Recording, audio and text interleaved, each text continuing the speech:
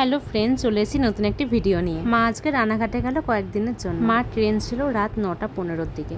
সৈকত মাকে ছেড়ে দিয়ে আসলো, তারপরে খাওয়া দাওয়া করে ঘুমিয়ে পরের দিন সকালে উঠে জামা কাপড় যেগুলো মেলা ছিল রাতেরবেলা ওগুলো সব নিয়ে আসলাম। ফার্স্ট আমরা দুজন মিলে চা খেয়ে নিলাম।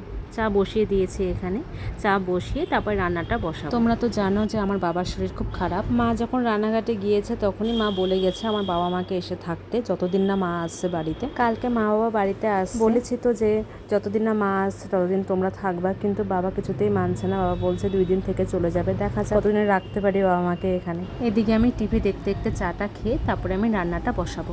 আজকে আমি একটু ডিমের ঝোলই করবো। ফার্স্টে কড়াইতে তেল দিয়ে নিয়ে তেলটা গরম হয়ে গেলে পেঁয়াজগুলো দিব।